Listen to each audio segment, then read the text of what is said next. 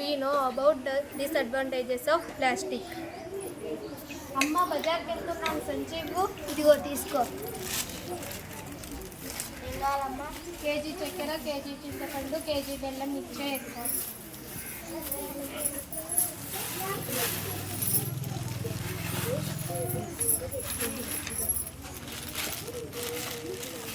ఇదిగో తీర్చుకో.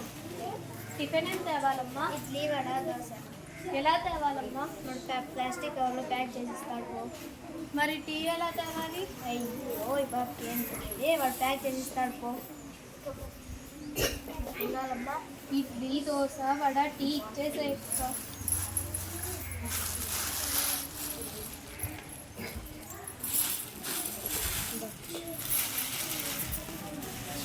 ఇదిగో చికెన్ తేవాలా, చేపలు తేవాలా? చికెన్ నీకు ఇష్టం, చేపలు నాకు ఇష్టం. 2 కేజీ చొప్పున తీసుకొని రా.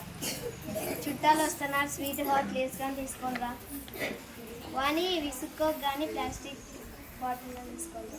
ఏంటమ్మా అన్నీ ఒకేసారి చెప్పచ్చు కదా.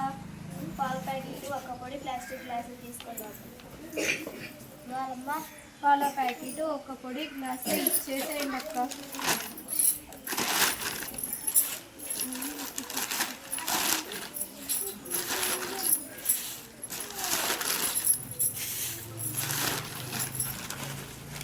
ఇదిగో తీసుకో.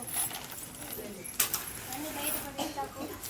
ఏంటి ఈరోజు ఇవన్నీ మనం వాడినవేనా?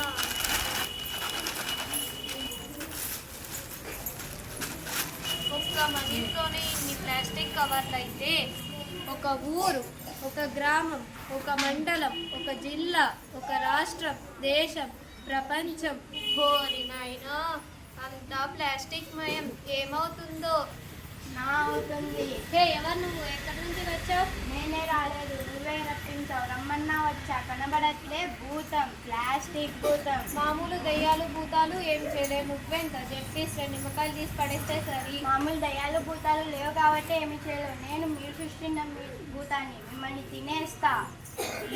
మీరు నన్ను తింటుంటే నేను మిమ్మల్ని తిననా? మేము మిమ్మల్ని తినడం ఏంటి? మతుండే మాట్లాడుతున్నావా? నాకు మతుంది, మీకే వివేకం లేకుండా ప్లాస్టిక్ని తింటున్నావు. ఉదయం టిఫిన్ తెచ్చావు, తిన్నావు, అందులో నేను కలిగిదేనా? వేగి తెచ్చావు, తాగావు, అందులో లేదేనా?